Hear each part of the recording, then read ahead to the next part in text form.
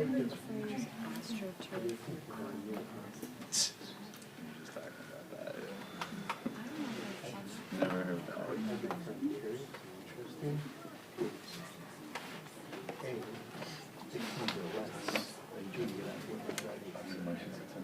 So we're about 10:25. Okay.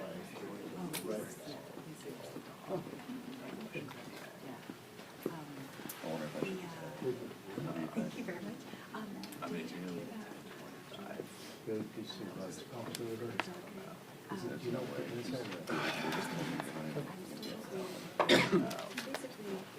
Yeah, I'm probably okay. All right, but do your primary and then get an opportunity. Don't worry. No, I'm sorry. Whatever, I mean, whatever you want. Like we can make that a priority, but squeeze it in. Okay. But no worries. Yeah, I got you. Nice to meet you finally. No worries. All right. All right, so after the second one, we head over there. Yeah. Where should I go? I'm not sure yet. I'm still texting with them to figure out where it is. All right, I just have a basic thing. Okay, Yeah? Okay. Now, can you please ask for a 3-camera shoot in an hour's time? Yes, And I was then- gonna say. I like it. Okay, I like when what you rush like you gotta that. keep you on your toes, you know?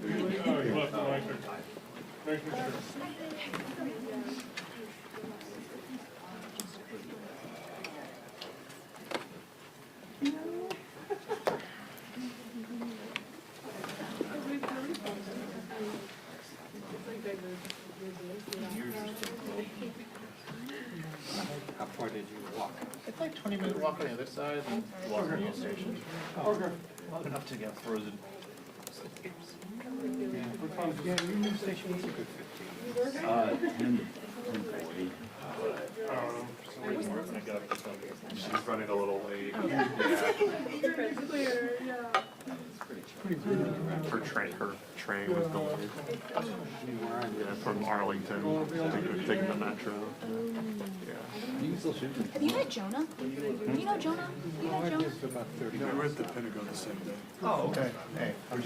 Jonah, he does usually all our White House stuff. Oh, very cool. Oh, right. At the Pentagon, I worked on. It was good. You get a farm out there? Great. Farms on there. So you had a few minutes. Last farmland. Wow, sometimes I a minute on Sprouted a crop of condos.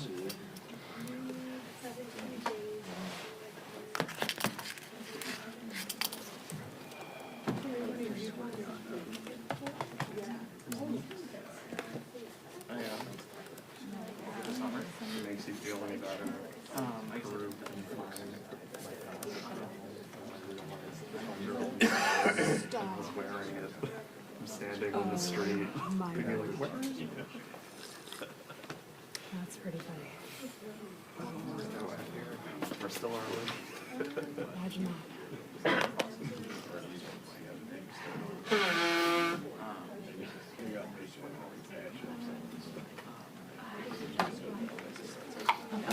This is good. I'm sorry? I'm with Wilmer. Oh, nice to meet you. Yeah. Nice to meet you. Yeah, nice to meet you. Yeah,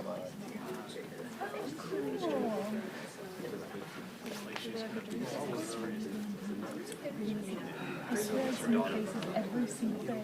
With Fox, yeah.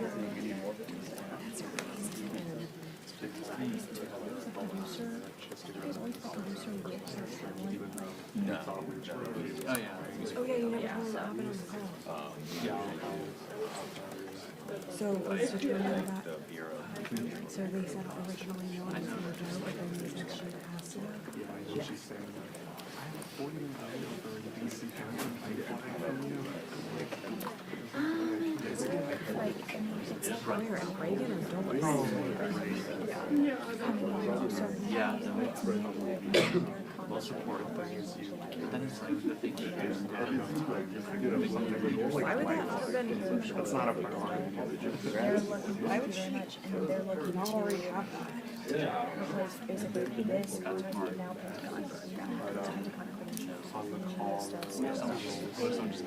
yeah, it's crazy as well. Usually there's someone always like kind of like, you guys like Something like she really wants to do something else more, maybe we have to get her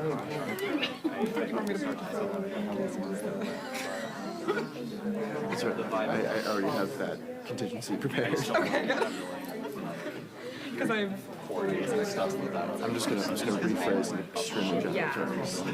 Like, I doubt anything's gonna be that important that I need to be here. That was I support the endeavor. basically the most important. see what happens.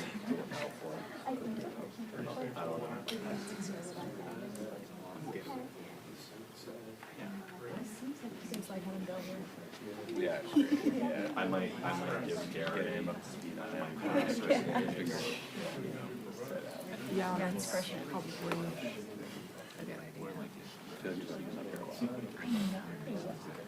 We were out to California last week. I swear he was on TV, like in the little our press box, in the middle of the plane. It was just Bill's face. Like I felt like every 5 seconds it was just him, and I'm like, keep crushing it.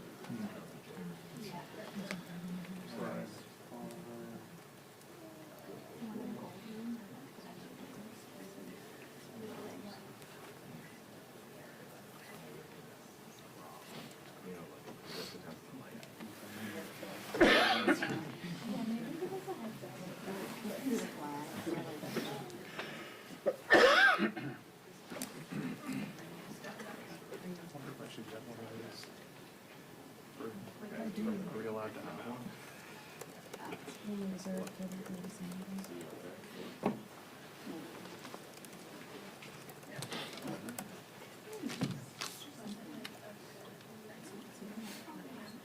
Just some kind of like sign.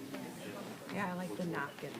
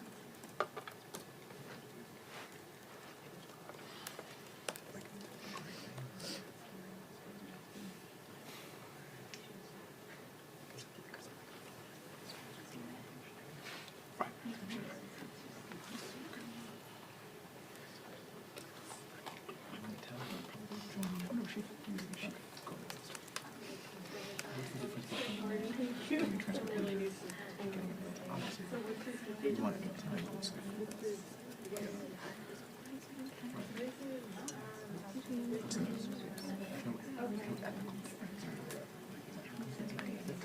No, it's like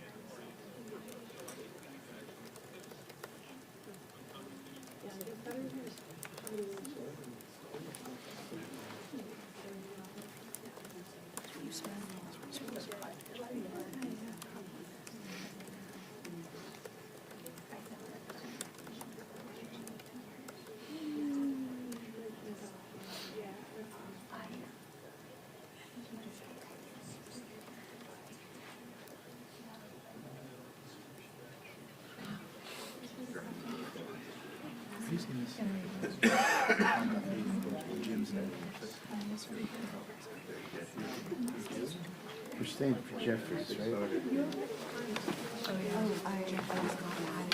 Right after. Oh, not Jeffrey.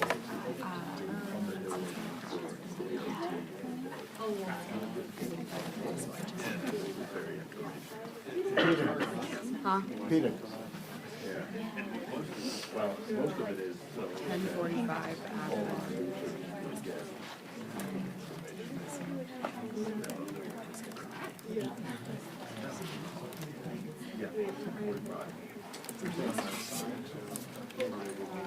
Well, that was at the Triangle, but it got rescheduled. But I think that'll be the next one that we do actually. 45 past the hour. 10:45. Yeah. Oh, this is okay. Like I had the type on here that I'm sure that's why they moved it in here.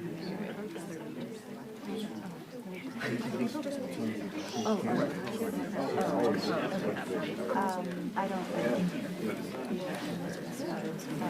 Yeah, there's a 10:30, there's a 10:45 in here, and then there's a 2:15 Triangle. But I don't think I want to do that, 'cause I'll be. Okay, yeah.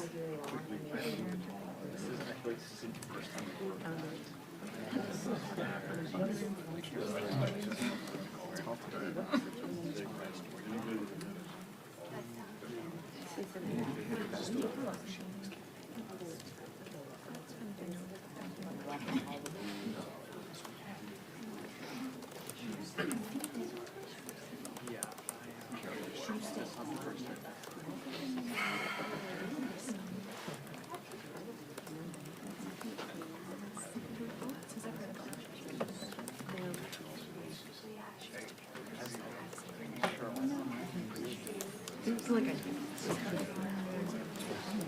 I'm proud of my. Oh, I didn't.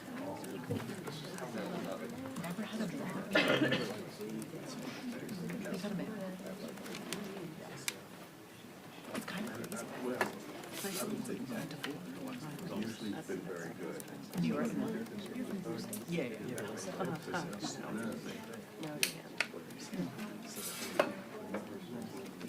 Yeah. Yeah. Right. Oh. I don't know why anyone in the room wanted to do this. I've been there, it's awful.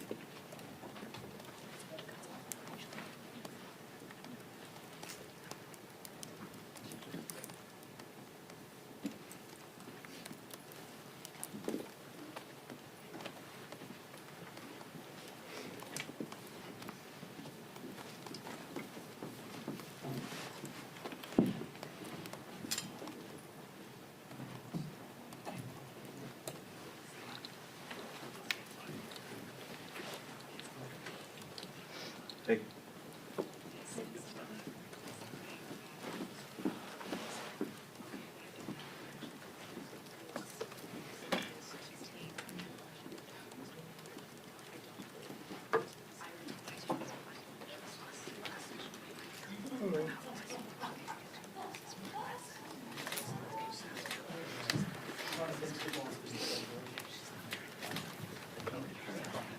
I didn't bring my box today. That's terrible. Well, good morning, everybody. Hope you all had a good weekend. Let me be clear and start off with saying that Democrats didn't just cause inflation. They lit the match, they watched it burn, and then they poured gasoline on the flames. They buried families under regulations, spent trillions on pet projects, and railed against American paychecks to appease who? Their radical base. And Americans will never forget who did that, because we will continue to remind them.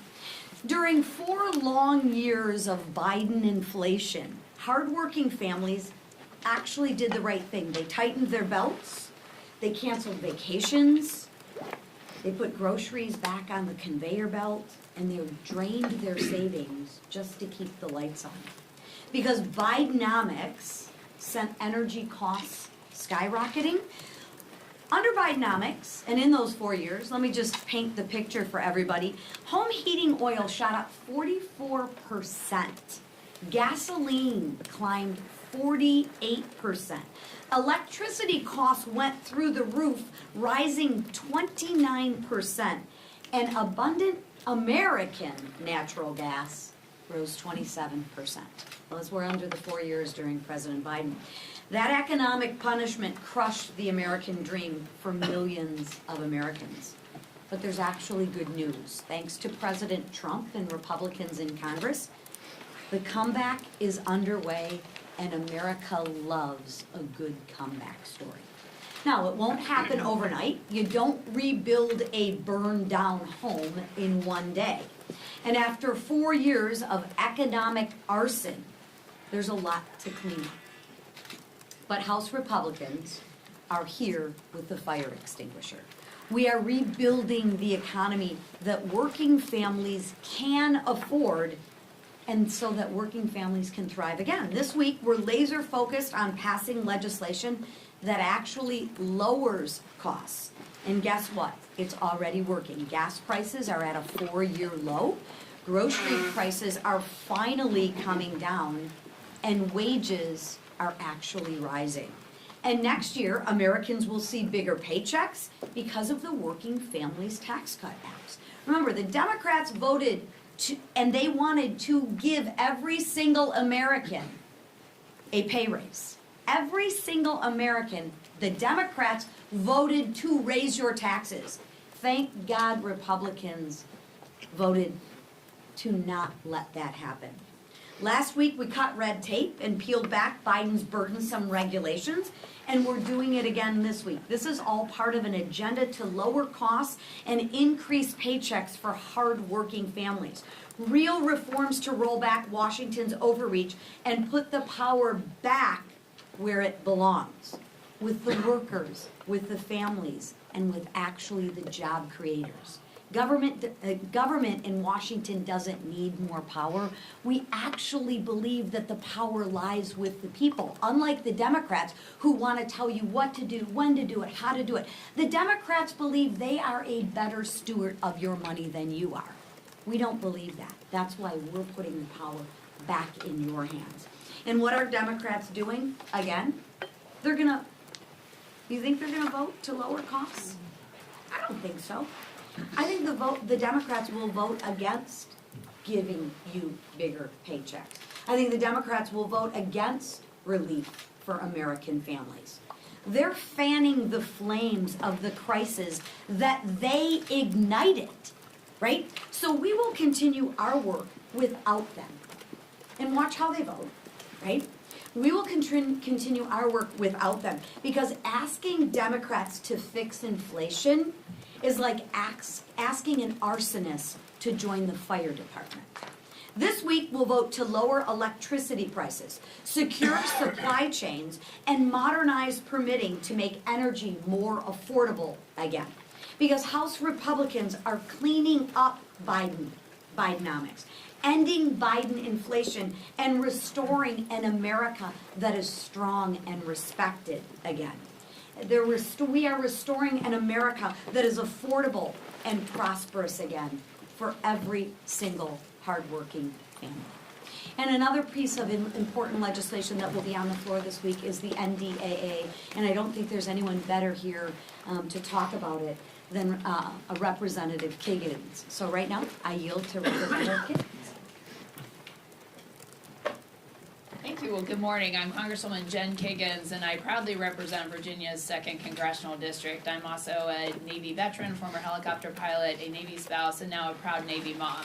So it's certainly a privilege to be here today to talk about this year's National Defense Authorization Act, which should see a vote on the floor today. This is over $900 billion of money that we can send to our warfighters and to our military families. There's a large chunk of that's dedicated to ships, submarines, aircraft, the actual warfighting resources and tools that we need to just exemplify peace through strength throughout the world. That part can't be overstated. We've done so much with this administration just to reprioritize peace through strength. That's how we keep peace in the world, is by being that deterrent, by being that strong fighting force, but also taking care of our military families and our men and women in uniform. We did so much good work last Congress with the Quality of Life Task Force, and we continued that work into this year's NDAA. We looked at pay raises. We gave a 3.8% pay raise to our servicemen and women. We looked at housing. We put $1.5 billion back into housing infrastructure improvements. We know that there's a lot of room for improvement there, and I'm thankful that the Secretary of War has prioritized a task force to specifically look at where we are housing our men and women. We looked at child care. We have money specifically dedicated to new child care facilities. We looked at DoD education. We're pressing on DoDEA to look at things like no cell phones in schools that are on military installations. There's a lot of money in there for health care, that we want to make sure we're providing good health care for our men and women who serve and their families. We put other things in there for licensures to make it easy for providers to be able to serve our military community. And we even looked at things that were making it, unifying the accession process, because we heard a lot of challenges with young people who want to serve, that they're being looked at differently for different types of medical history issues. So we changed those things. A lot of meaningful change. One of the things I'm most excited about is how we prioritize our military Sea Lift Command. In the Navy, you know we don't have as many ships as we probably should, and we're working on that shipbuilding exercise. But in the meantime, I have my military Sea Lift Command folks who are stepping up, who are civilian partners and providing that peace through strength on the seas. And what we left them out a little bit of the discussion with quality of life issues, so we included them back this time. We took out pay caps for military Sea Lift Command pay. We made sure that our military Sea Lift Command members could shop at the commissaries and exchanges. We're protecting our commissaries, making sure that they are available and there for our military families. So a lot of good things to take care of the people who serve, but then also that technology integration piece, the contract awarding, the procurement acquisition reform. We've done many, many good things to the tune of over $900 billion. So it's a privilege to have been a part of the team that put that together. It's a mission that we all share here in Congress on both sides of the aisle, of taking care of our military and making sure we remain the greatest in the world. Thank you so much. And with that. Thank you, Jen. Fraud, fraud, and more fraud. It seems like every day there is a new discovery of stolen taxpayer dollars in my home state of Minnesota. And who is smack dab in the middle of it? The self-acknowledged liar, incompetent, failed governor, and failed vice presidential candidate Tim Walz. But with the world now watching, Walz can no longer hide from accountability. I want to thank President Trump and his all-star administration for pursuing justice for the hard-working taxpayers of my state of Minnesota. Secretary Noem, Secretary Besson, Secretary Duffy, FBI Director Patel, Administrator Loeffler, Dr. Oz, Stephen Miller, Border Czar Tom Homan, and even more in the Trump administration have sounded the alarm and taken action finally. On behalf of the people of Minnesota, thank you. In addition to exposing and eliminating rampant waste, fraud, and abuse, President Trump and House Republicans are delivering on our promise to restore affordability and opportunity for the American people. With legislation to streamline permitting, unleash American energy, and increase opportunities for Americans to invest in their futures, we're working to lower costs, support American jobs, and spur business innovation. In particular, the nonpartisan INVEST Act, led by Congresswoman Ann Wagner, is going to cut bureaucratic red tape. It's going to empower small businesses in this country and entrepreneurs, and give Americans more freedom to invest, build wealth, and save for the future. This will be another great week for America First Wins. And with that, I yield to our leader. Thank you, Whip. And really appreciate the work that the whip has done to remind everybody about the fraud that was going on in Minnesota for years. It's finally getting, I think, more coverage, not as much as it deserves, but alarming that so much of that was going on right under the nose of Governor Walz, and the brutal waste of taxpayer dollars. We're going to continue, as President Trump is this week, to focus on affordability and lowering costs.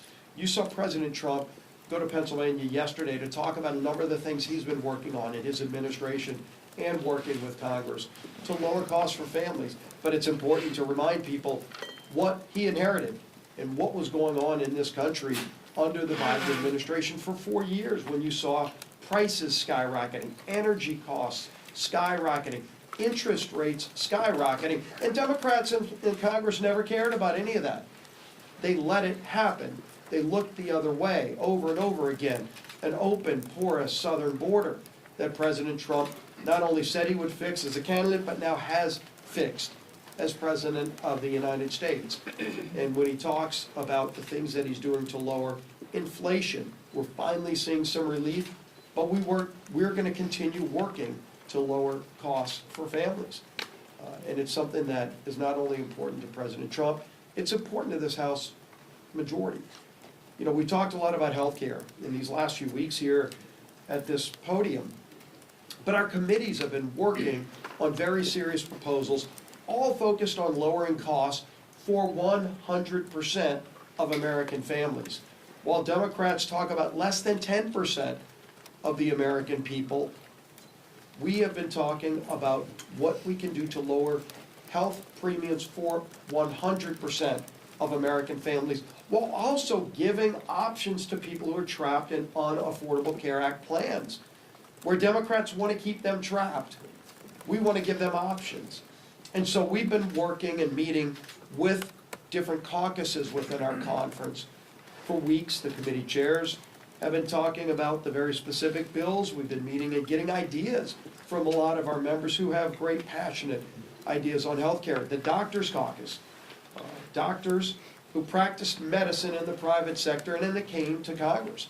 They still have great ideas about how to restore the doctor-patient relationship that Obamacare broke. So many things about health care that the Affordable Care Act just destroyed, starting with the title of the bill. Nothing is affordable about the Affordable Care Act, and Republicans want to fix that. And so what we did today in our conference just a little while ago has had a really productive discussion about all those ideas that the committees have been working on, not just ideas, actual bills. And we are now focused on bringing a number of those bills to the floor next week that we have consensus on. There are still some areas that we don't have full agreement upon, and we're going to keep working on those. And we've committed to work on those early into next year, but starting next week, voting in the House on bills that will focus on lowering premiums for 100% of Americans.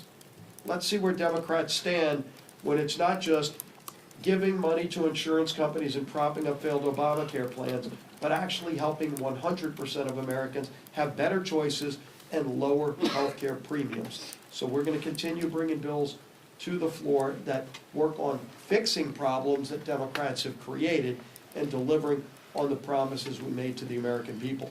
And our champion, who is our lead person who is helping unify this very narrow Republican majority, but very effective Republican majority, is our Speaker of the House, Mike Johnson. Thank you. Good morning. Our majority is narrow, but we were happy to add a new member this past week, and we've administered the oath now to Representative Matt Van Epps of Tennessee. You're really going to love him. He's a combat veteran and a dedicated husband and father, a very effective state official from Tennessee, and now he will be representing the folks of Nashville and 14 counties here, and we've added him to his committees this morning formally and officially, so he has hit the ground running. There is a lot going on here. We wanted to talk with you about some of those things this morning, and I'm so grateful for this leadership team for giving you the report so far, and for Representative Kiggins, who is an extraordinary member of Congress, as you know, a decorated veteran and somebody who's so committed to our nation's defense and our military servicemen and women, and her expertise and all these things have been so greatly appreciated. We're glad to have her this morning.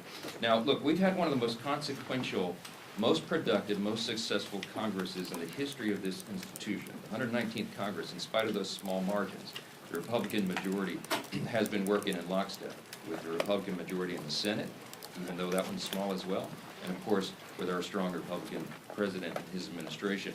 And the results of that cannot be questioned. And I see this false narrative right now, oh, they haven't done enough. Oh, pray tell. Listen, the Working Families Tax Cut, big beautiful bill, took about 6 months of the first part of this Congress to put together because it was so consequential and so comprehensive. And there were so many things in that bill that our members are going to be so excited to go and run on and talk about in the upcoming election cycle, because we inherited an absolute disaster from the Biden administration. Virtually every area of public policy was decimated, and we had to rebuild from the ground up in many of these places and make all sorts of changes and reforms to get America back again, and we did. And we put it all in this one landmark piece of legislation that will have consequences for generations, and it will be seen and written by history to be one of the biggest things that Congress has ever achieved. And among those things was an approach to beginning this affordability agenda, because remember, we inherited massive inflation from the previous administration. It's no secret affordability is a flashpoint, right, in recent weeks, and we had 4 catastrophic years of Bidenomics that we inherited. The Biden administration spent like drunken sailors, and they attempted to tax and regulate their way to prosperity, and we all knew when they were doing it that it would not work. It had exactly the opposite effect. The result was inflation skyrocketed, gas prices reached record highs, homeownership declined, credit card debt increased, all those things that everybody felt and they're still feeling now. Now, the American people gave us a mandate in the election. The president won the Electoral College soundly. He won a big majority popular vote. We got the highest vote total for House Republicans in the history of this institution, and they charged us to go fix this.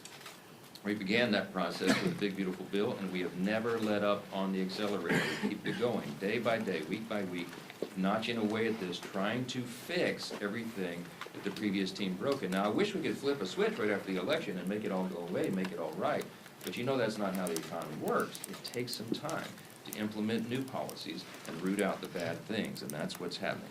It is a fact that the Biden administration and their Democrat enablers in Congress, we cannot forget, wrecked the U.S. economy. That's what happened, and we had to take it over in January. This is why Democrats' newfound claims about affordability are just patently absurd. Okay, here are the facts, and you know this. Many of you don't write about it, but these are the facts. They're undisputed. They broke the economy, and now they want to lecture to the American people about affordability. They opened our borders, and now they want to lecture to the American people about immigration and border enforcement. They broke the American healthcare system. They caused premiums to skyrocket, and now they have the audacity to tell Republicans that the only way to save it is to throw hundreds of billions of dollars to health insurance companies, which would merely fuel a system that is rife with fraud, waste, and abuse. You cannot be an arsonist and a firefighter at the same time. That's the message for the Democrats. Let's be very clear about one thing. When the Democrats talk about health care affordability, okay, this catchphrase that they are talking about one thing and one thing only. They are talking about continuing handouts to big insurance companies. They have no ideas, they have no desire to fix the broken system they created. They just want to subsidize it. And subsidy is a big word. It means they're taking taxpayer dollars and funding a broken system. That is their entire affordability agenda in a nutshell. This agenda does not lower health care costs. All it does is hide the cost of the failed law, which we assume is the point.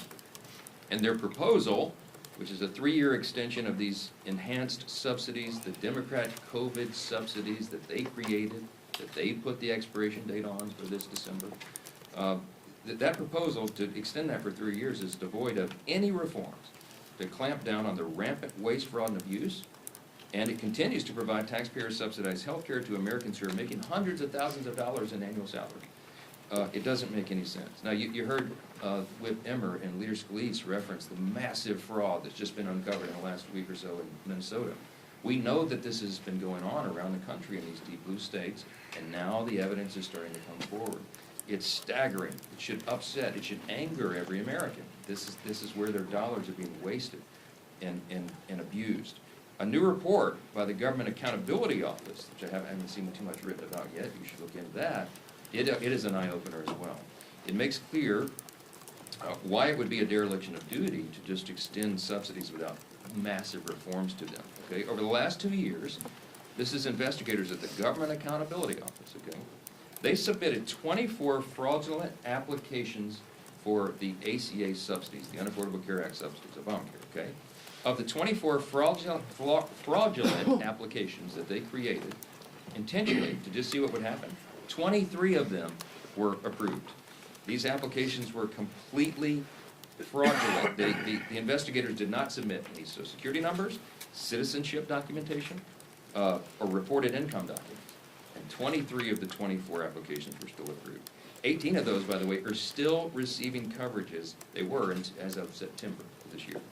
That means the Obamacare exchange and insurers didn't verify any of the information they were supposed to under the law, and they proceeded to pay tens of thousands of dollars to insurance companies for people who do not exist, okay? The GAO report also found that 29,000 Social Security numbers in 2023 and 68,000 in 2024 were used to receive more than 1 year's worth of insurance coverage. In other words, multiple people were utilizing the same Social Security numbers to openly defraud the American taxpayers. The GAO also found that more than $94 million was sent to insurers on behalf of dead people, okay? This is the system that Democrats in Congress want to extend without reform. It's unbelievable. Listen, these are undisputed facts. The Democrats broke America's health care system when they gave us the Unaffordable Care Act, Obamacare, 15 years ago. Remember all the promises? Some of y'all were here. The average premium and the average family is going to go down $2,500 a year. You're going to be able to keep your doctor. You're going to love this system. None of that was true. In fact, it's the opposite. And premiums have risen because they broke the system dramatically over that time. In some areas as much as 70%, and some over 90%. And those things are still on a trajectory to rise further. Now, what are we going to do about that? The Democrats had a chance to vote to make life more affordable earlier this year in the Working Families Tax Cut, big beautiful bill, and they blew it. The House version of the bill, you may remember, included cost-sharing reductions. We passed that out of the House, we sent it to the Senate, and what that would have done is would have lowered premiums for the average American family by over 12%. Democrats fought to strip that out of the bill. Every American watching today should remember that. The Democrats had a chance to actually lower your premiums 6 months ago, but they refused because they wanted to keep health care as a political football. They do not want a solution. They want an issue. That's what this is about. They used the American taxpayers, they admitted themselves during the longest shutdown in U.S. history a few weeks back, as leverage in this cynical political game. So in the coming days, what you're going to see is the other party, the Republican Party, continuing to do the important work that we've already begun to actually lower the cost of health care and reduce fraud, and we hope Democrats will join us in those efforts. There are two parties in this town. One has no intention and no plan and no desire to lower your health care costs. They really haven't put any good idea on the table. They just want to subsidize a broken system. Check them on that. The Republican Party, on the other hand, is already demonstrating that we know how to do this. We're not just talking about it, we've done it. In the Working Families Tax Cut, you will remember, in the Medicaid reforms, we went after program integrity. We didn't change the substance of Medicaid, as they claimed falsely. We went to program integrity. Why? Because we owed that to the American taxpayers. We got ineligible recipients off of Medicaid, and we cut out the fraud, waste, and abuse. And the CBO said they've calculated it saved $185 billion for American taxpayers and reduced premiums. We reformed it to strengthen Medicaid. Those same principles are going to guide us in the months, in the days and weeks and months forward. As Leader Scalise noted, we have some low-hanging fruit. We have some things that every Republican agrees to. Democrats won't. Remember, they don't actually want to fix this problem. But you're going to see a package come together that will be on the floor next week that will actually reduce premiums for 100% of Americans who are on health insurance, not just the 7%. Remember, the COVID-era subsidy only covers 7% of Americans, and it was passed and extended without any reforms at all. It would only reduce their premiums by 4%. So they're using that as a red herring. The overall system is broken, and we're the ones that are going to fix it. You will see that laid out. Thanks to the good work of Chairman Cole and all of our appropriators, we have our appropriations process that will be going forward as well. We're moving those through the regular order process, and that's the way it's supposed to work. So you'll see many of those going through the process, and we think we can get it all wrapped up by the end of that deadline on January 30th. And you'll see that process continue over the days and weeks ahead as well. I will say this again, this Congress has been the most productive and successful in the modern era, and I think you can make an argument one of the top 5 of all time. You've heard me say that. Look at the evidence and the facts, don't listen to the talking points. This team has delivered with small margins what the American people asked us to do, and what we promised we would do. And that work has just begun. It will continue in earnest all the way through the end of this year as we sprint through the end of this calendar year and we start the new session in January. We never take our foot off the gas. So with that, take a few questions. Speaker Johnson, do you intend to advance pro-life provisions in your health care package, such as Hyde amendments for whatever you advance? Well, look, it's an important principle. The Republicans always stand by the Hyde provisions. It's been a tradition in our law forever.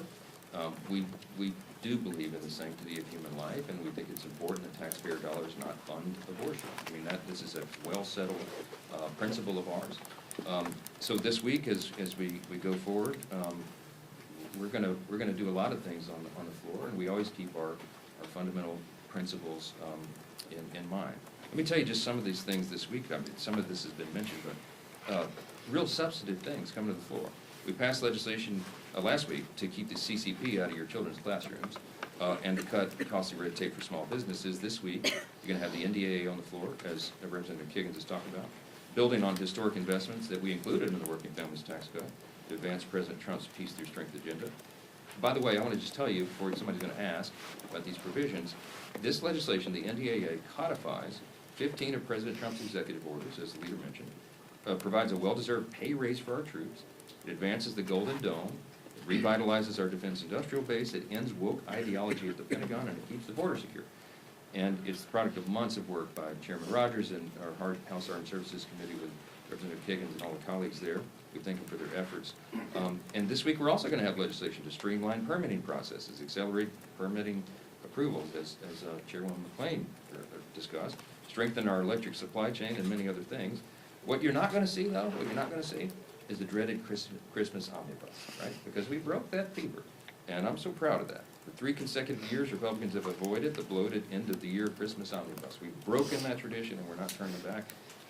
Those are the things you're going to see as we advance our core principles and we stick to the traditions of what we've done for the taxpayers and for the citizens of this country.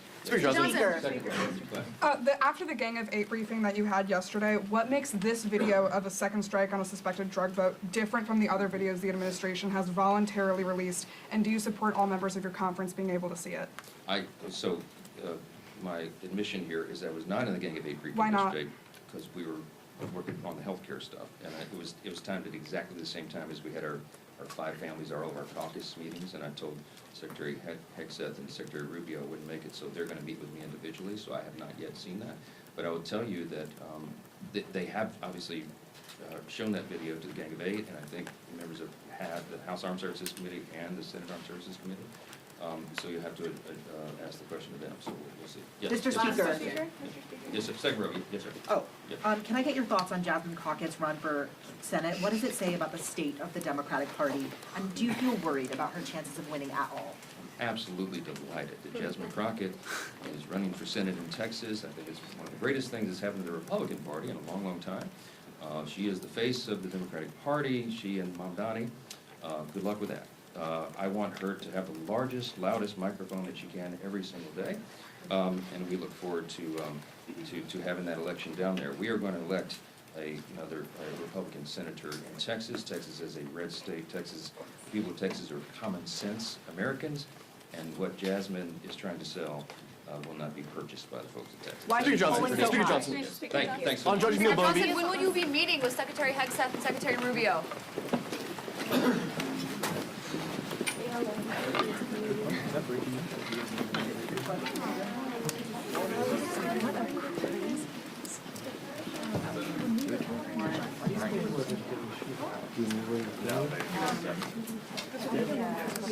These are your correspondence. Hi, good morning. Wow. How are you? Good friend. No, I did not go. Still there. Wow, you're really mean to me. What? I'm gonna come right back. Why? That was just like the. Yeah, right there. Give me one. Yeah, right.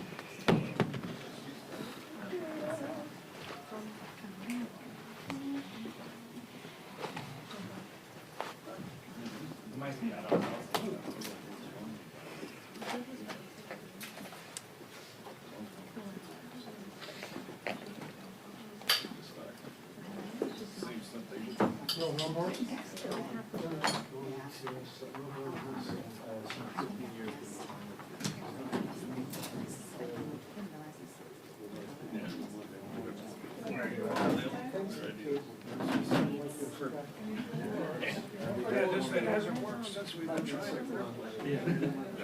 Yes.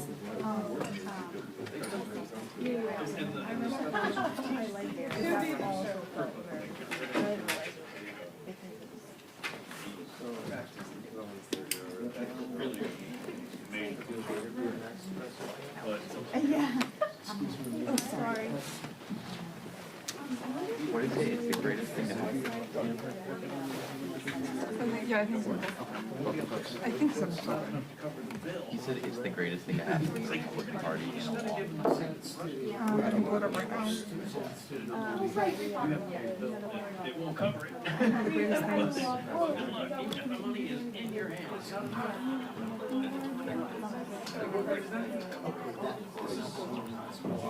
Thank you.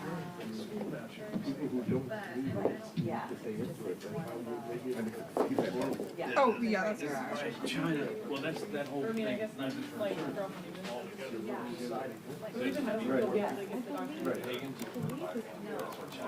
I don't use firefighters, I use private jets.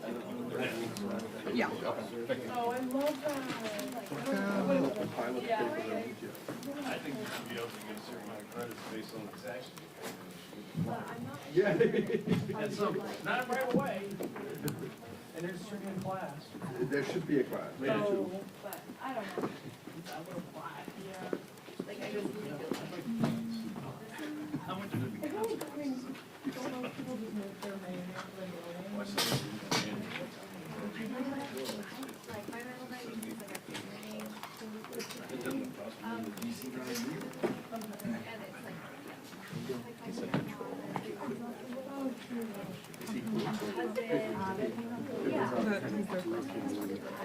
Yeah. Well, he's gonna say so.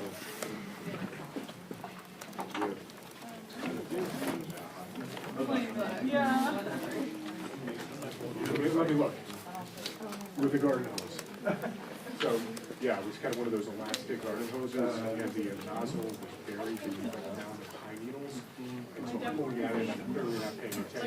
Next thing I know, Nancy Mace wants to rescind Black Lives Matter laws to Charlie Kirk freedom of speech. Do you see that?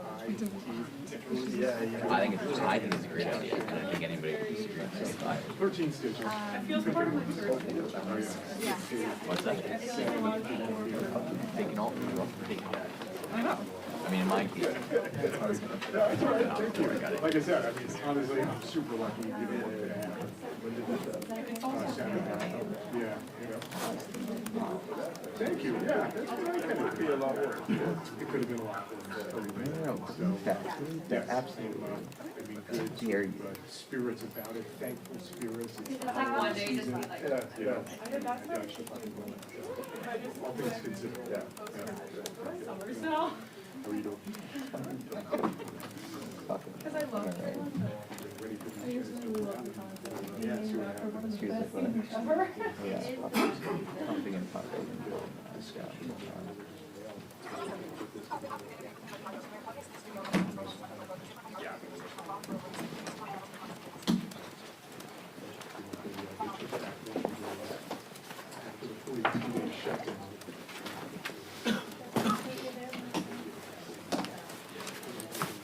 Sorry, ma'am. I'm gonna go there. Is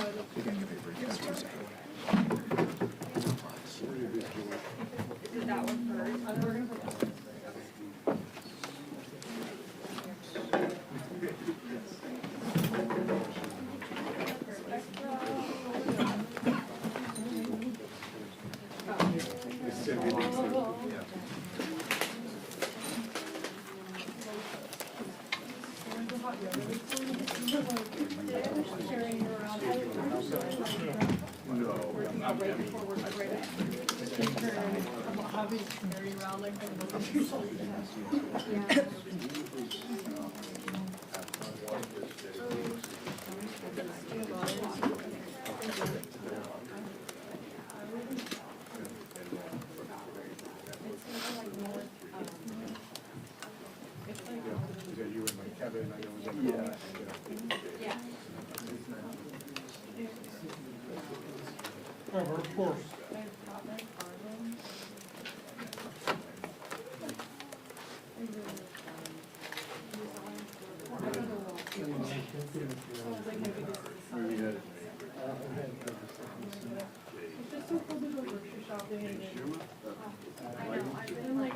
My yoga teacher, I really like this. Oh, he's right there, still kind of good.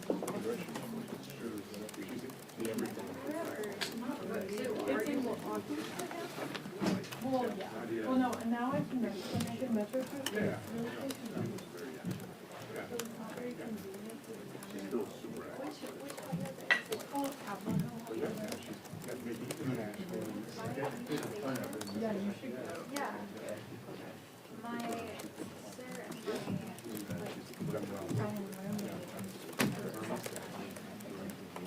Oh, yeah. I have like a. What's that? Yeah, good stuff. I think fuck you for being like, you don't like that. Okay, that may have been a little. I'm married, yeah. I have. This is not very good yet. Well, they both, well, you're right, actually, that's right. Well, they both have been, yeah. That's really real bad. In that cut, make sure you include when I'm like, what about the CBDC, and he doesn't answer. Yeah. Because he could have chose to continue talking. Oh, I can only imagine, yeah. I don't know what anybody does. I don't even know what they do.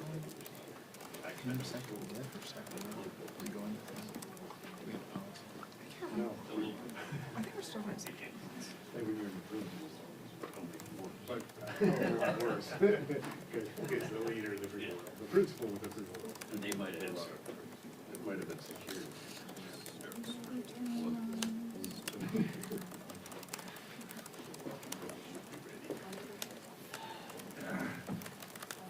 Check with you.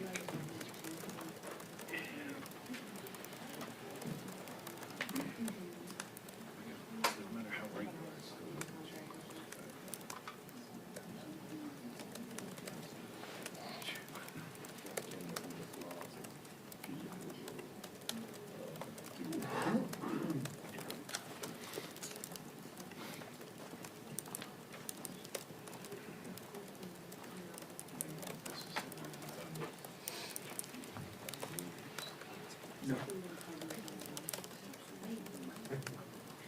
You like that?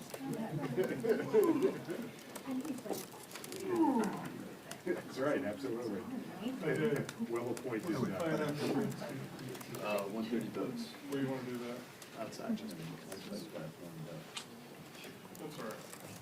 Sun will be out. Huh? Sun will be out. Cold is still cold, brother. Bundle up. I did. Only when you cross the path. Except for my hat, I think I lost my hat yesterday.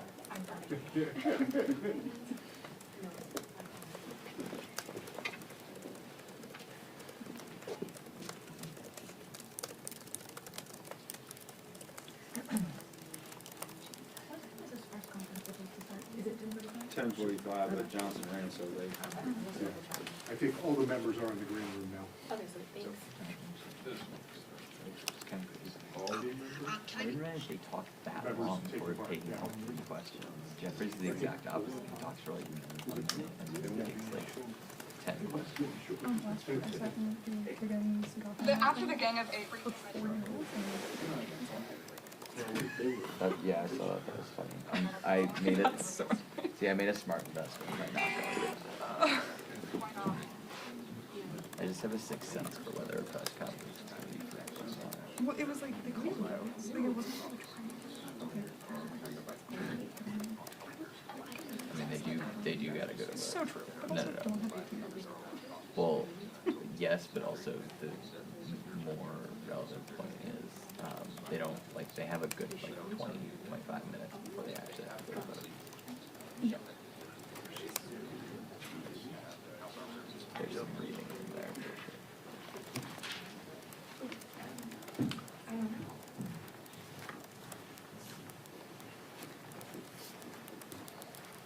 Hello, everyone. Honored as always to be joined by Vice Chair Ted Lieu and also Representatives Sarah McBride and Shamari Figures, new members to Congress who have been amazing advocates for their communities, for the regions, and honored to have them here. We're here today because Donald Trump and House Republicans are failing the American people. They're failing to address the healthcare crisis that they've created. They're failing to lower costs. And they're failing to make life more affordable for hardworking Americans. Families are struggling to get by, yet Republicans continue to be more focused on building, on the bidding of their billionaire class friends than helping people that they represent. Ahead of the holidays, Americans are seeing prices go up for gifts and groceries, and the family gatherings that they are planning are becoming more expensive. On top of that, Republicans have no real plan to ensure Americans' healthcare premiums don't skyrocket before the end of the year. They highlighted that and stood for that even just moments ago. For months, House Democrats have been sounding the alarm that Republicans need to work with us on extending the Affordable Care Act tax credits to keep healthcare costs low for American families. And we've put forward a plan that has the support of every single member of the Democratic caucus. We only need 4 Republicans to join with us in signing a discharge petition to prevent the American people from losing their health care coverage. Because we know when people don't have health care coverage, they don't stop getting sick. They don't stop needing medication. They don't stop needing to take their kids to the doctor. If they can't afford to go to the doctor, they won't see one, or they'll go to the emergency room, which is the highest cost, most expensive way to get care and limits our already burdened healthcare system. Which Republicans will be brave enough to join us? We just don't know. The American people can't afford inaction from Republicans, and it's time that they put politics aside and do the right thing. Lower costs, save healthcare, put the American people first. Now turn it over to Vice Chair Ted Lieu. Thank you, Chairman Aguilar, and I'm so honored to be here today with 2 of our amazing freshmen, Shamari Figures and Sarah McBride. I also want to note that we had an election yesterday in America, and I want to congratulate Eric Gisler in Georgia for flipping a state house district.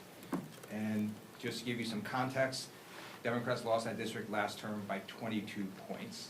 He won it last night. And I want to congratulate Eileen Higgins, the incoming mayor of Miami. She flipped that seat from red to blue, and she overperformed by 20 points.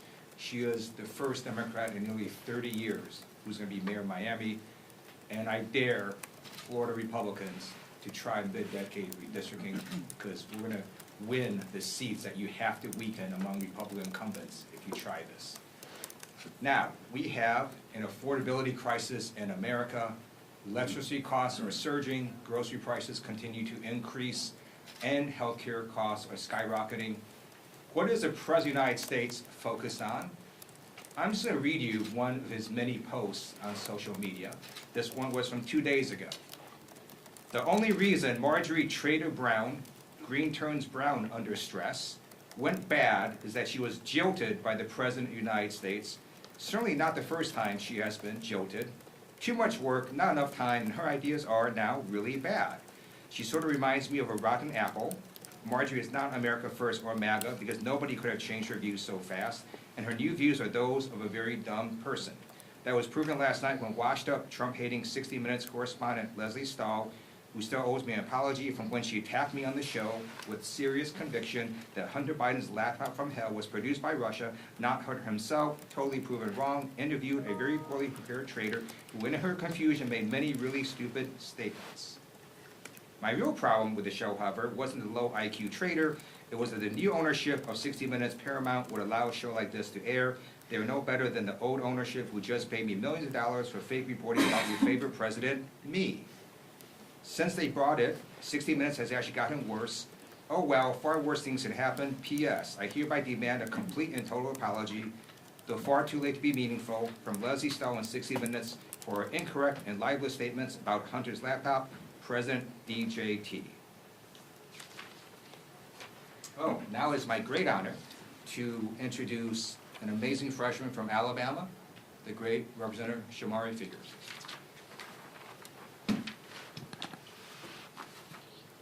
Thank you, Congressman Liu.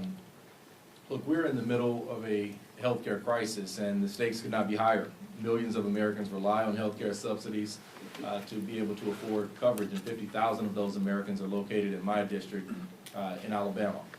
And it's not just a talking point back home. This is real life of people. I represent one of the poorest districts in the country. The individual median income in my district is just north of $32,000. To say that another way, 50% of the wage earners in my district earn less than $32,000. And so when we talk about 50,000 people's healthcare premiums on average increasing by a little more than double in a district where the income is just north of $32,000 on average, it's more than a talking point. It's something that hits people in real ways in real life. It's not something people can afford.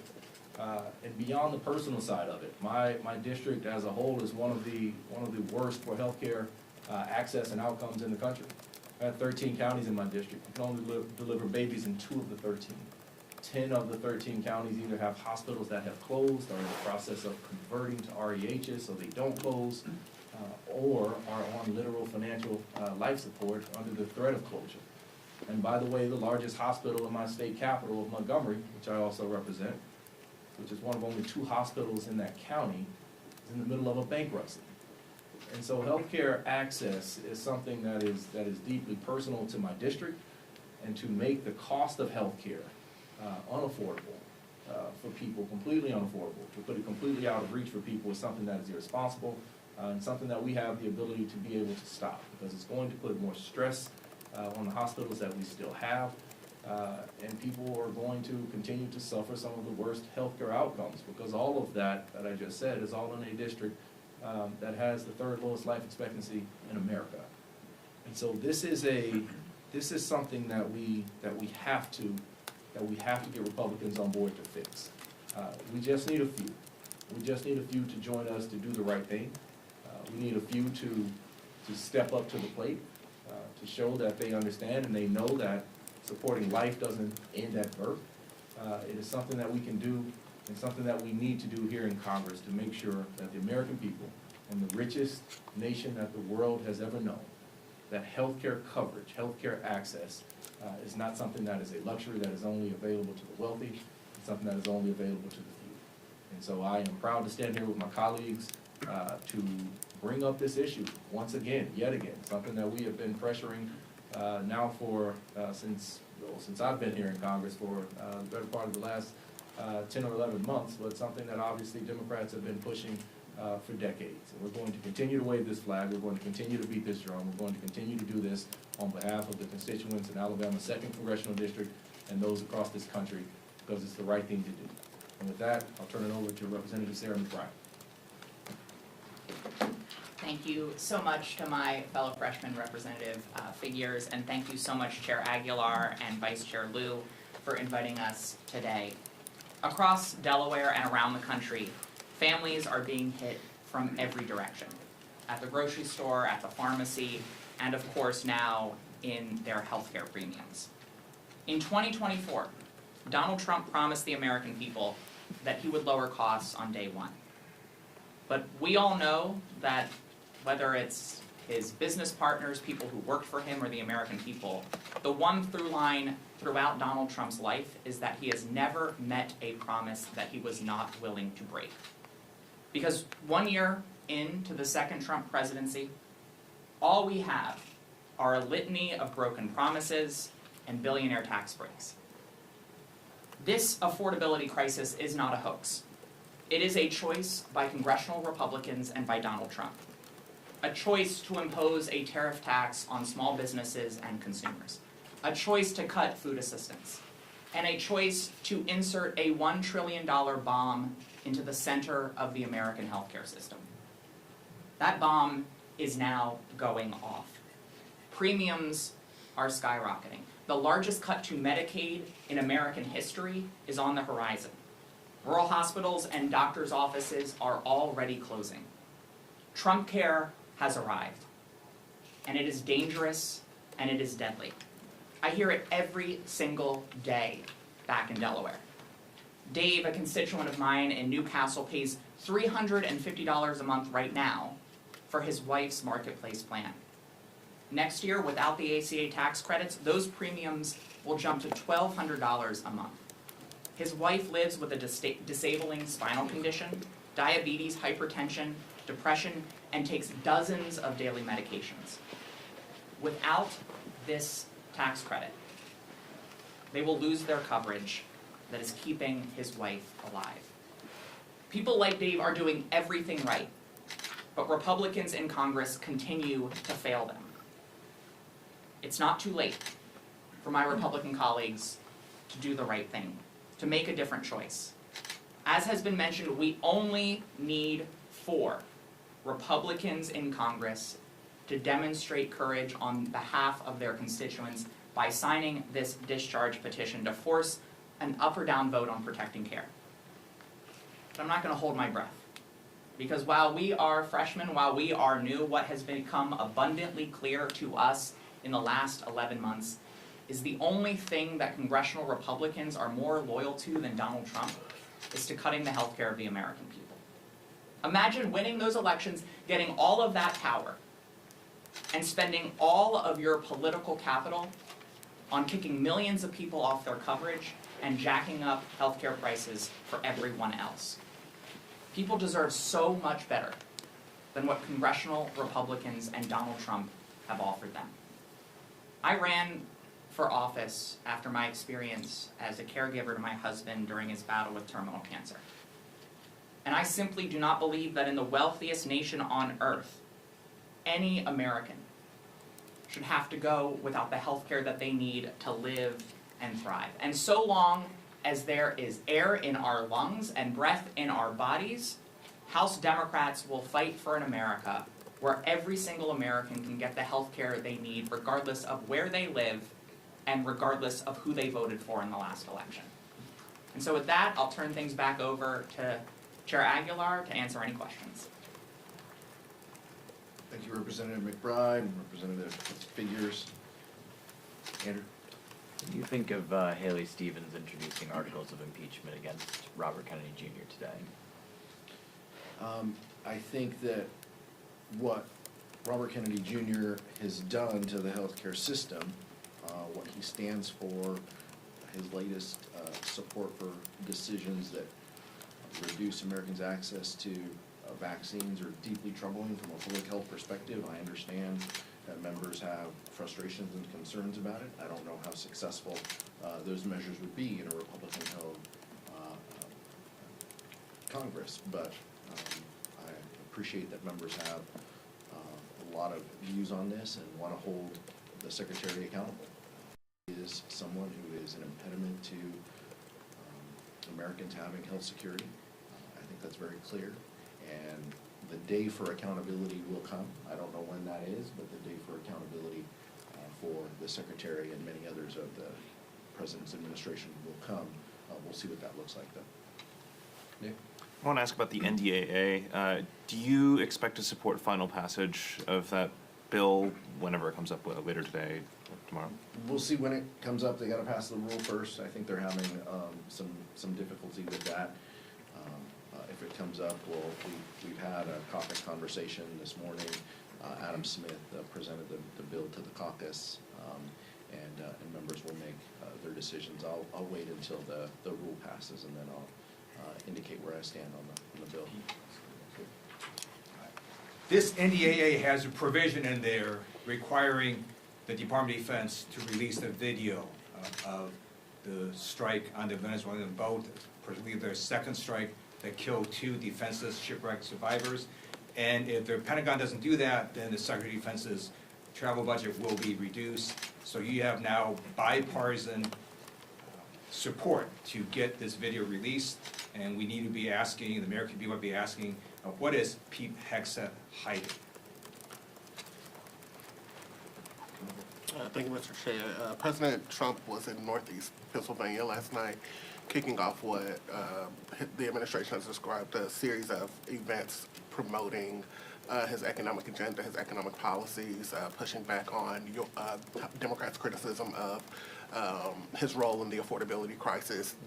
Republicans believe that the more he's out there, the better it is for them and their voters to hear from the president. I wanted to get your thoughts on, do you believe the more that President Trump is out there, that it's advantageous to the case that you all are making about the affordability crisis, given that he's called it a hoax and a con? And just what do you make of the fact that they say that he's going to be out on the road a little bit more, speaking about his agenda and kind of looking to rebut some of the criticisms that you all have waged against him on the affordability crisis? Sometimes it's a long 16 blocks from Capitol Hill to the White House. Clearly, it's taken the president quite a long time to understand the affordability crisis that we're in. I think the event yesterday was one of the first I've seen that the president wasn't attending a sporting event or something else. But saying that the economy is A+++, calling the affordability crisis a hoax, these are things that the American people just know aren't true. He's lying. House Republicans are lying. They know that. They know that the affordability crisis is at their doorstep. They know it is more difficult to live under the Trump economy than it was previously. And they're holding him accountable. And that's coming through, not just in public polling, but it's coming through in our elections.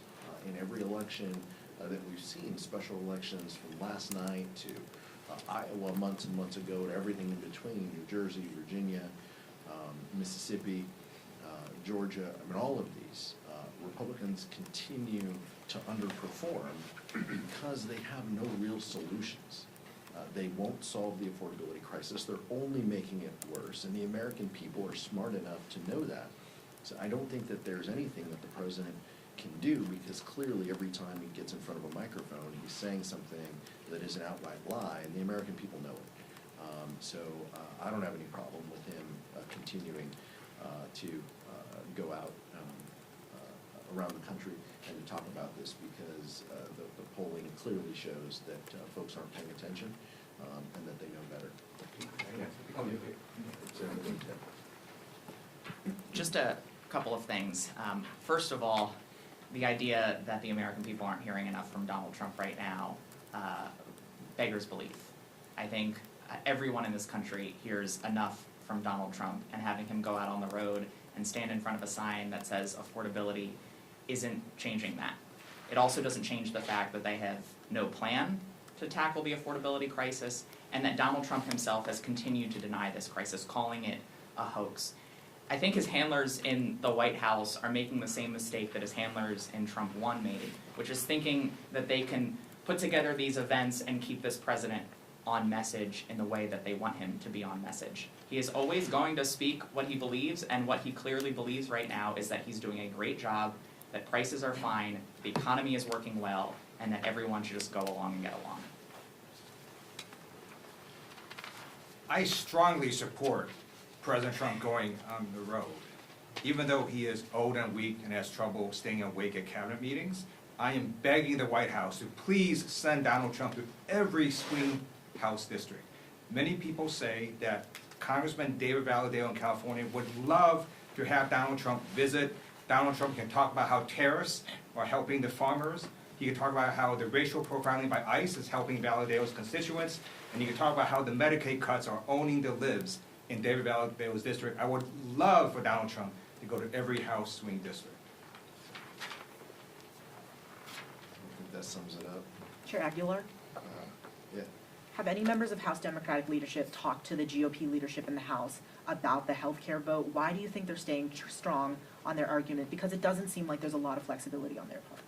I can't speak for other members of the leadership team. I can speak for myself. I haven't had any conversations with House Republicans. They continue to recycle old priorities, the priorities that they laid out today in their conference meeting and in front of all of you previously, are all old ideas, 10, 15-year-old ideas that reflect where Republicans are, that basically say if you have money, you can put some money aside to help with your health care. It does nothing to address the millions of people in Alabama's 2nd District who are losing their health care and around the country. Democrats are fighting for that. They're fighting for people to keep their health care, and none of the ideas that Republicans put out today move the needle to actually help the American people keep the health care that they have. Yeah. I'm sorry. Just briefly on that, with regard to the Republican conference's proposals, quote unquote, on the healthcare affordability crisis, the one that they created. This is like an arsonist setting fire to a house and then bringing a garden hose to try to put out a 5-alarm fire. These are no solutions to actually grapple with the healthcare crisis that they created. The Republican healthcare plan was the big ugly bill. The Republican healthcare plan is Trump care, which we are living under right now. The largest cut to Medicaid in American history, a massive cut to Medicare, inaction, letting the ACA tax credits expire. That is the Republican healthcare plan, and that has been the Republican healthcare plan for decades. Because every single step of the way, Republicans in Congress have tried to prevent progress in expanding access to healthcare and have tried to cut healthcare for the American people. And it certainly stands in stark contrast to our proposals, to extending the Affordable Care Act tax credit, to expanding Medicaid, to improving Medicare, and to guarantee that every single American can get health care without breaking the bank. In the middle of this affordability crisis, there is growing concern that the construction of these AI data centers in rural communities specifically could be increasing the cost of utilities like water and electricity. Do Democrats see this as a priority? And if so, is there any bipartisan consensus that this needs to be addressed? Democrats see rising utility costs under this Republican administration as a priority. We see the data, we see the numbers go up. Vice Chair Liu, I'll let speak, is convening some stakeholders to speak with members of the Democratic caucus on these issues. We think rising utility costs are a concern for the American people. One of the first things the administration did was to gut any renewable energy proposals that the previous administration had in place that would have diversified our energy, with lowered costs, made significant investments, those types of things, and his opposition to an all-of-the-above strategy really harms the American people and is going to continue to rise their costs unless we address it. And the Democrats have ideas and strategies on how to do that, but we're going to need to ensure that we have the gavels in order to deliver on that. There are a number of reasons why electricity costs are surging under the Trump administration, outpacing inflation. The tariffs, for example, do increase the prices of many products, some of which these utilities do use. In addition, the Trump administration canceled a number of green energy projects, and when you reduce the supply of energy available, you're going to drive up costs. And yes, it's also true that AI data centers also do use a similar amount of electricity. And when you take this in combination, you have electric costs surging. And again, what is Donald Trump doing? He's simply rage tweeting on his social media posts and saying batshit crazy things. Speaker Johnson today said that Jasmine Crockett running for Senate is the greatest thing that happened to the Republican Party. The Republicans have tended to try to make like a boogeyman of people in the Democratic Party. We saw it with Mamdani during the shutdown. And now with Crockett, do you have a reaction to these comments that they're making? I think Speaker Johnson is trying to do anything he can to distract from the majority that he's seen, that we see dwindling. And it's like sand falling through his hands. He just can't keep a hold of it. He sees that. He would much rather talk about a Senate race than he would the Georgia House races that Republicans lost, or the mayor's race that the vice chair mentioned, first time in 30 years that a Democrat has been mayor of Miami. He wants to distract and take away from this because he's losing his grip on his majority. That much is very clear. So the more that Speaker Johnson wants to talk about the national landscape and Senate environment, I absolutely support, because he's losing his majority next November, if not sooner. Thank you. Mike in the back. Thank you. On the ACA subsidies, yesterday we saw yet another plan to extend them 2 years, not the 3 years you want, and it's got some eligibility limits and some HSA, promotion language in there. But it does have the advantage of being bipartisan. Jared Golden's on it, Tom Swazi, a couple others. Do you see a scenario where if the option is no extension of subsidies, or you guys have to swallow a shorter window and some of the reforms that you don't like, but do you see a scenario where that is the vehicle that can actually get something done? No one has signed on to your discharge petition from the Republican Party. We want to help the American people. We want to pass laws that help the American people. The House and the Senate, Democrats both have the 3-year proposals that you mentioned. There's 2-year proposals. There's 1-year proposals that are bipartisan. I understand that. We're not negotiating, here in this room. Let's see what the vote totals, look like. I don't anticipate that either of the Senate proposals has 60 votes. Democrats have said we'll go anywhere, we'll talk to anyone if it delivers support, if it supports our health care for the American people. That is our policy. We feel that the 3-year proposal is the best, fastest, most certain way in order to do that. But we're willing to have conversations, and members are having conversations as you see with that outline. We support members having those conversations. Right now, let's see where the vote totals are. That group is growing. It is bipartisan, as you mentioned, but it is nowhere near the 200-plus members that we have on our bill right now. So let's give it some space and some time. But our focus, our North Star, is always going to be, how do we deliver the most help to the most people? And that's what it will continue to be. Yeah, sure. I'll add to that, in the lead up to and during the shutdown process, the one message that was consistent coming out of the Democratic caucus was, come and talk to me. Meet us at the table. Let's discuss a way to keep healthcare affordable for millions of people.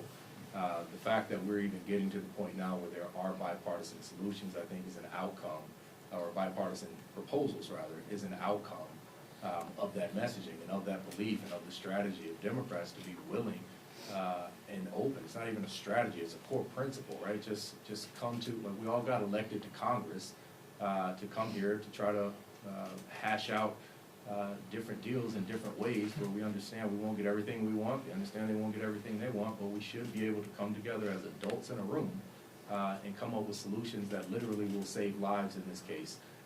That is so drastically necessary. So I think, that is progress that we're seeing those sorts of offers on the table. And I think it's progress that's been driven by the leadership of the Democratic caucus and the position of Democratic members of Congress. One of the things that it also speaks to is, where is Speaker Johnson, on this? His members are clearly speaking out against him by supporting these bills, 1-year, 2-year bills.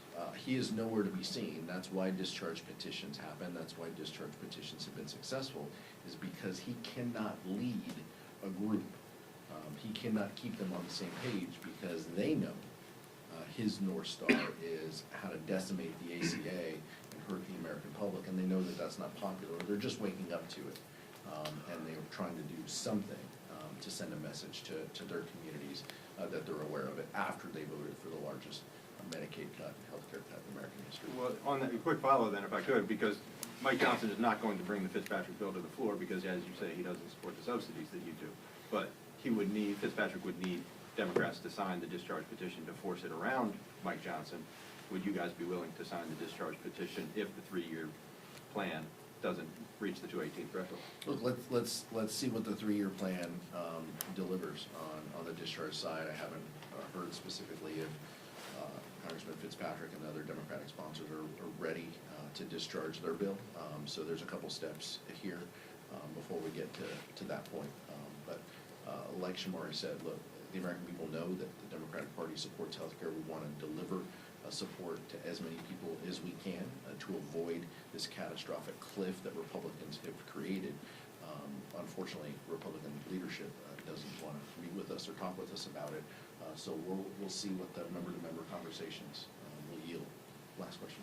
Yeah, on the video of the boat strike, Representative Mike Rogers announced the investigation in the Armed Services Committee has concluded. What are you expecting from this investigation of the boat strike? Well, the administration needs to brief all members of Congress. Some members of Congress have been briefed. I think all members need to have access to the video and to a comprehensive briefing in a classified setting, as well as whatever report is done by the House Armed Services Committee needs to be available for all members to look at and to view. As the Vice Chair said, there are some accountability measures within the NDAA and withholding parts of Secretary Hegseth's budget until the information is released. That's a good start. We need more of this information, and we need to ensure that we understand what the focus will be moving forward as well, and if there are any changes to policy that the Secretary has conveyed to his combatant commanders. Thank you so much.